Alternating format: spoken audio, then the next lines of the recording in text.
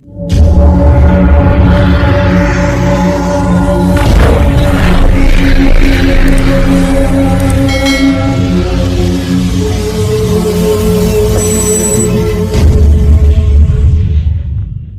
Everyone, आइए आज हम देखते हैं वैदिक समाज में विवाह के प्रकार। देखेंगे वैदिक समाज में दो प्रकार के विवाह होते थे। विवाह जो है दो प्रकार के अंतर्वर्णीय विवाह होते थे। पहला होता था अनुलोम विवाह। अनुलोम विवाह में क्या होता था कि उच्च वर्ण का पुरुष होता था, लड़का होता था, और निम्न वर्ण की लड़की होती थी, तो विवाह होता था। इसको हम लोग बोलते थे अनुलोम विवाह। वैदिक काल में क्या बोला जाता था? अनुलोम विवाह। और एक होता था प्रतिलोम विवाह। प्रतिलोम विवाह में क्या होता था? उच्च वर्ण की महिला और निम्न वर्ण का पुरुष होता था, तो ये होता था प्रतिलोम विवाह। ये होता था प्रतिलोम विवाह। तो ये आप देखेंगे कि वैदिक समाज में दो प्रकार के अंतर्वर्णीय विवाह होते थे, अनुलोम विवाह, प्रतिलोम विवाह। अनुलोम विवाह उच्च वर्ण का पुरुष, निम्न वर्ण की कन्या, और प्रतिलोम विवाह में उच्च वर्ण का कन्या और निम्न वर्ण की विवाह जो है हम लोग पढ़ रहे हैं। विवाह जो वैदिक काल में एक पवित्र संस्कार माना जाता था। और विवाह अब देखेंगे तो गृह सूत्र में 8 प्रकार के विवाह का वर्णन है। 8 प्रकार के विवाह होते थे वैदिक काल में, तो उसको हम जानेंगे।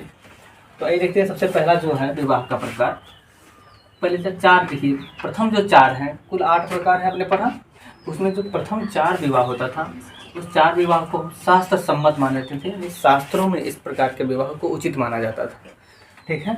इसमें जो है तलाक या विच्छेद, विच्छेद मतलब होता है अलग होना।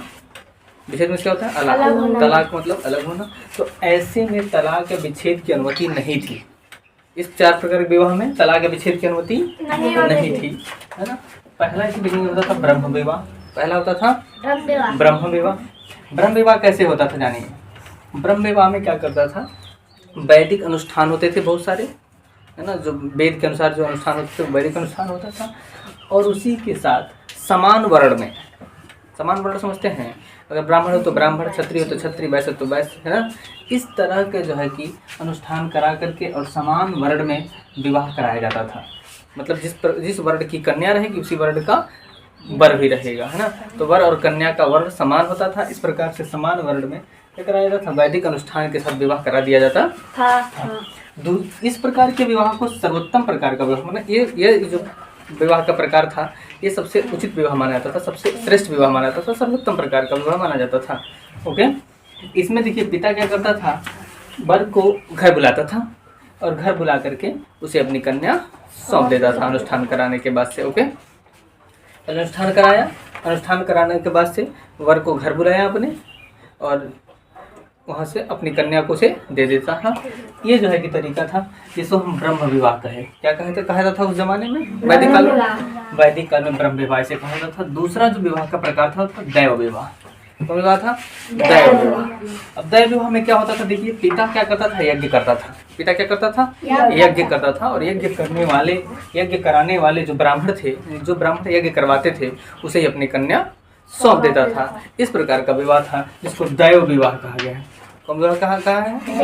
दैव विवाह। यहाँ भी तलाक नहीं हो सकता था, यहाँ भी तलाक नहीं। तीसरा देखिए आर्ष विवाह। आर्ष विवाह जो है, इसमें क्या होता था? पिता वर से एक जोड़ी बैल या गाय ले लेता था। क्या लेता था? बैल या गाय एक जोड़ी ले करके और उसे अपनी कन्या सौंप देता था। तो इस प्रकार के विवाह को कहा गया आर्ष विवाह। कौन विवाह? आर्ष विवाह। और चौथा जो होता था प्रजापत्य विवाह। ध्यान देंगे, प्रजापत्य विवाह, जो पिता वर को कन्यादान देता था। क्या करता था? वर को कन्यादान देता था और गृहस्थ आश्रम में प्रवेश करने की अनुमति देता था कि अब आप दोनों गृहस्थ आश्रम में क्या करो? प्रवेश करो, है ना। तो ये 4 प्रकार के विवाह जो है कि जो श्रेष्ठ माने जाते थे। अभी देखिए वर्तमान में मेरे ख्याल से, इन माय ओपिनियन, प्रजापत्य विवाह जो है, फिर ये है प्रजापत्य विवाह चल रहा है। क्यों? क्या होता था इसमें? क्या होता है? जो पिता होता है अपनी लड़की को कन्यादान करता है ना, कन्यादान करके और जो है कि उसे सौंप देता है, विदाई कर देता है। तो यही सिस्टम ये जो है कि अभी चल रहा है वर्तमान में, मेरे ख्याल से, इन माय ओपिनियन। बाकी ये तो चलता ही नहीं है और ये भी नहीं चलता है। ये थोड़ा बुरा भी लग रहा है, बेकार भी लग रहा है। ओके, ये वाला भी चल रहा है थोड़ा सा, प्रजापत्य विवाह, है ना। अभी देखेंगे आगे जो 4 विवाह और थे, 4 विवाह और हम यहाँ पढ़े हैं कि गृह सूत्र में 8 प्रकार के विवाह थे। ओके, 8 प्रकार के विवाहों में 4 शास्त्र सम्मत विवाह था, जो शास्त्र में जिसको उचित माना जाता था उस समय, उस जमाने के परिवेश के हिसाब से। अभी के हिसाब से नहीं, तो अभी के हिसाब से तो अच्छा नहीं है सब, लेकिन उस समय, उस जमाने के हिसाब से ये विवाह के 4 प्रकार शास्त्र सम्मत माने जाते थे। इसमें तलाक या अलग होने की अनुमति नहीं थी। ये 4 विवाह हो गए: ब्रह्म विवाह, दैव विवाह, आर्ष विवाह, प्रजापत्य विवाह। ओके, और हम देखते हैं 4 विवाह और। वो 4 विवाह ऐसे थे जिसमें तलाक या विच्छेद की अनुमति होती थी। इसमें नहीं होती थी। अभी जो 4 और पढ़ेंगे उसमें अनुमति होती थी। 4 विवाह हमने पढ़ा जिसमें विवाह में तलाक या विच्छेद की अनुमति नहीं होती थी। 4 विवाह ऐसे भी हैं वैदिक काल के, कुल 8 हमने बताया है प्रकार। गृह सूत्र में कितने प्रकार बताए गए हैं? 8 प्रकार। 8 में से 4 जो है उसमें तलाक या विच्छेद की अनुमति होती थी। तलाक या विच्छेद की अनुमति होती थी। और इसमें देखेंगे जो विवाह है वो शास्त्र सम्मत नहीं माना जाता था। इसको मैंने शास्त्रों में इसको अनुचित माना जाता था। शास्त्रों में क्या माना जाता था? अनुचित, अव्यवहारिक, है ना, इसको माना जाता था इस प्रकार के विवाह को। तो देखिए सबसे पहला जो इसमें 5वां नंबर का विवाह जो है, 4 पढ़ चुके हैं, 5वां नंबर का विवाह देखोगे। 5वां प्रकार का विवाह होता था असुर विवाह। कौन विवाह? असुर विवाह। असुर विवाह जो होता था, है ना, ये विक्रय वाला था। कैसा वाला विवाह? विनिमय वाला, विनिमय। देखिए ये जो असुर विवाह है, असुर विवाह में क्या करता था? पिता कन्या का मूल्य लेकर उसे बेच देता था। क्या करता था?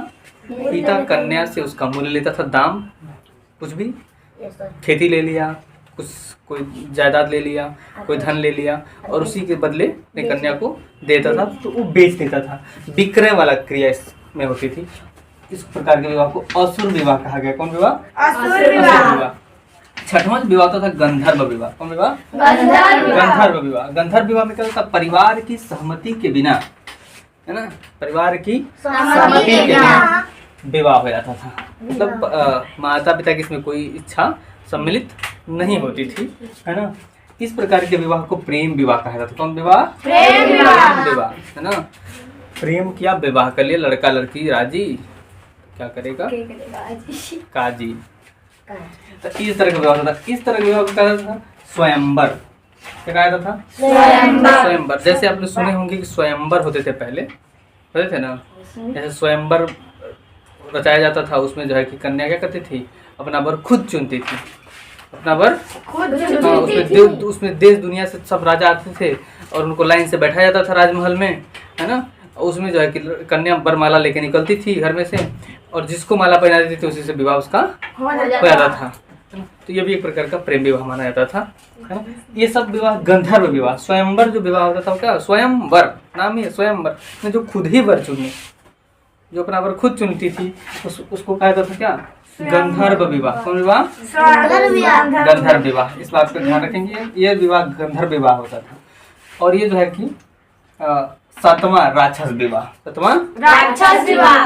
राक्षस विवाह में नाम से राक्षस विवाह खतरनाक सा है। इसमें क्या होता था ना? अपहरण कर लिया जाता था, चोरी, कन्या को चुरा लिया जाता था, है ना, अपहरण कर लिया जाता था और चुरा करके विवाह कर लेता था सब, है ना। तो इस प्रकार के विवाह को राक्षस विवाह कहा गया। कौन विवाह? राक्षस विवाह। एक विवाह होता था पैशाच विवाह, उसे भी खतरनाक लग रहा है। पैशाच विवाह। पैशाच विवाह में क्या होता था? जबरन, है ना, जबरदस्ती विवाह कर लिया जाता था। एक राजा दूसरा राजा हमला किया और उसकी जो है कि हाँ सुंदरी कन्या सुंदर दिखी, उसे विवाह कर लिया जबरदस्ती, है ना। हीरा जी तो भी विवाह कर लिया, है ना। एक रानी किसी और की रानी है, उसका हमला करके उस पर जो है क्या कर लिया? उसकी रानी से विवाह कर लेता था जबरदस्ती। इस तरह के विवाह को कहा जाता था पैशाच विवाह। कौन विवाह? पैशाच विवाह। तो ये कुल 4 विवाह हैं जो शास्त्र सम्मत नहीं माने जाते थे। इसमें तलाक विच्छेद की अनुमति थी। ये असुर विवाह हो गया, गंधर्व विवाह, राक्षस विवाह और पैशाच विवाह। तो आप लोगों ने पढ़ा कुल 8 प्रकार के विवाह जो कि गृह सूत्र में वर्णित है। कहाँ पे वर्णित है? गृह सूत्र में वर्णित है। और फिर हम देखेंगे आगे किसी अन्य नए टॉपिक के साथ इतिहास के पन्नों से। तो चलते हैं, bye bye, take care, see you.